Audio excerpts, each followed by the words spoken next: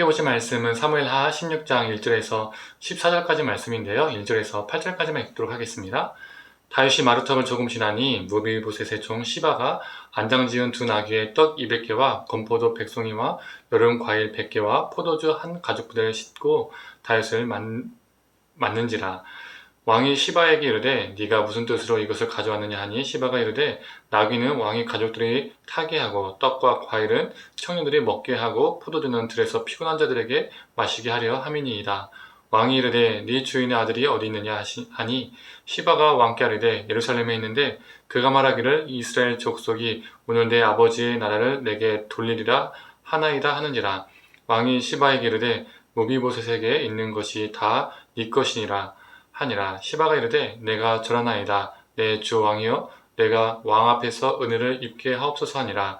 다윗 왕이 바울임의 이름에 거기서 사울의 친족 한 사람이 나오니 게라의 아들이요 이름은 시므이라. 그가 나오면서 계속하여 저주하고 또 다윗과 다윗 왕의 모든 신하들을 향하여 돌을 던지니 그때 모든 백성과 용사들은 다 왕의 좌우에 있었더라. 시므이가 저주하는 가운데 이와 같이 말하니라. 피를 흘린 자여 사악한 자여 가거라 가거라. 사울의 족속의 모든 피를 여호와께서 너에게로 돌리셨도다. 그를 이어서 네가 왕이 되었으나 여호와께서 나라를 네 아들 압살롬의 손에 넘기셨도다. 보라 너는 피를 흘린 자이므로 화를 자초하였느니라 하는지라. 아멘. 아침 묵상을 들으시는 모든 성도님들에게 하나님의 은혜가 있기를 간절히 소망합니다. 다윗이 예루살렘 동쪽으로 피신을 갑니다. 이 피신께서는요, 두 명의 사람을 만나게 됩니다. 두 사람 다 사울과 연관된 사람이었습니다. 먼저는 시바죠. 그는 사울의 종이었고 지금은 요나단의 아들인 무비보셋의 종으로 살고 있었습니다. 이 시바는 두 나귀의 떡 200개와 포도, 백송이 그리고 여름과일 등을 가지고 다윗을 찾아왔습니다. 피신하는 다윗의 상황에서 정말 필요한 것 중에 하나가 무엇이죠? 식량입니다. 시바는 이것을 잘 알았고 그는 많은 식량을 가지고 다윗에게 찾아왔고 다윗에게 바칩니다. 딱 여기까지였으면 시바를 좋게 평가할 수도 있었을 겁니다. 피난 가는 길에 다윗을 도운 사람, 다윗을 섬기는 사람, 그렇게 우리가 바라볼 수 있었겠죠. 그런데 시바는 자신의 주인인 무비보셋을 모함한 것입니다. 압살롬의 반역을 틈타서 이 무비보셋이 자신의 할아버지의 왕위를 찾고자 한다라고 거짓말을 했죠. 다윗은 시바의 말을 그대로 믿었습니다. 다윗이 봤을 때는 이 피난길에 직접 찾아와서 식량을 공급해 준 것은 무비보셋이 아니라 바로 시바였기 때문이죠. 그래서 무비보셋의 이 전 재산을 시바가 갖도록 합니다. 그러나 19장에서 이 사실이 진실이 아니었다는 것을, 무비보셋이 모함을 받았다는 것을 알게 되죠. 시바는 이 혼란한 틈을 제대로 이용했습니다. 자신의 이익을 위해서 무비보셋을 모함했고 다윗의 고난을 이용해서 자신의 기회를 삼고자 했었습니다. 기회주의자적인 모습을 보여준 것이죠.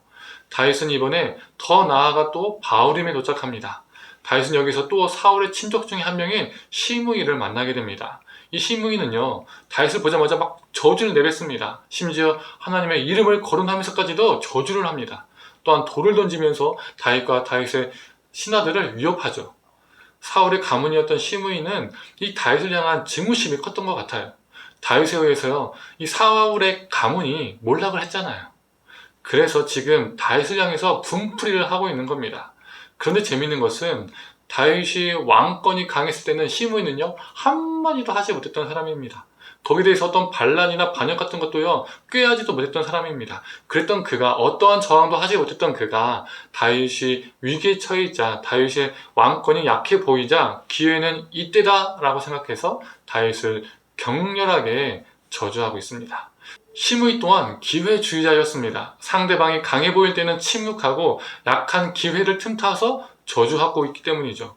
한 명의 기회주의자는 거짓으로 자신의 이득을 추구하고 또 한 명의 기회주의자는 또 상황을 틈타서 자신의 감정을 토로하고 저주를 하고 있습니다. 그런데 우리가 살아가고 있는 세상도요, 정말 기회주의자가 많이 있습니다.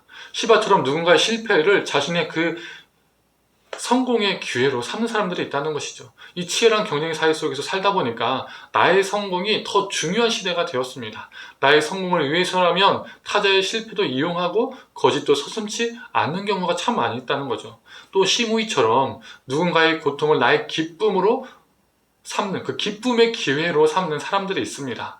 악성 댓글들이 있잖아요. 누군가는 고통 가운데 있는데 그 고통에 있는 사람들에게 악플을 달므로써 어떠합니까? 즐거움을 찾습니다. 안 좋은 글을 쓰는 사람들 있잖아요. 그 사람들은 정말 누군가의 아픔을 자신의 기쁨의 기회로 삼는 사람들입니다. 그리고 이러한 기회주의자들이 승승장구하고 잘 살고 많은 것들을 누리며 사는 것을 우리가 또 보게 됩니다. 그러나 그러한 기회들은요, 다 끝이 있습니다. 그러한 기회들은요, 하나님께서 주신 기회들이 아니기 때문입니다. 오히려 그 기회들은 결국엔 자신을 패가망신시키는 상황으로 몰게 가게 하는 경우도 있습니다. 오늘 본문을 보면서 우리는 이 시바와 시므의 모습을 반면교사 삼아야 됩니다.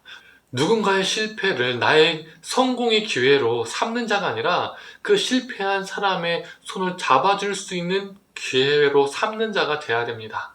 또한 누군가의 고통을 나의 기쁨으로 알고 욕하고 저주하는 기회로 삼는 자가 아니라 그 고통에 공감하고 그들의 눈물을 닦아줄 수 있는 기회로 우리는 삼아야 합니다. 성도님들, 우리도 기회주의자가 되었으면 좋겠습니다. 그런데 시바와 시므이 같은 기회주의자들이 아니라 선한 일들을 기회가 있을 때마다 행하는 선한 기회주의자들이 되기를 원합니다. 오늘 하루도 기회를 따라서 선한 일들을 행하는 저와 성도님들 되기를 간절히 축원합니다. 함께 기도하겠습니다. 하나님, 시바는 다윗의 실패한 상황을 오히려 이용해서 자신의 이득을 취하는 자신의 성공의 기회로 삼습니다. 또 시므이는 다윗이 고난 가운데 곤란 가운데 있는 그 상황을 저주하고 돌을 던지는 기회로 삼습니다. 하나님, 우리가 이러한 기회주의자가 아니라 누군가가 아픔에 있을 때 그들의 손을 잡아줄 수 있는 기회주의자, 또 누군가 눈물을 흘릴 때 그들의 눈물을 닦아줄 수 있는 기회로 삼는 그런 기회주의자가 되게 하여 주시옵소서.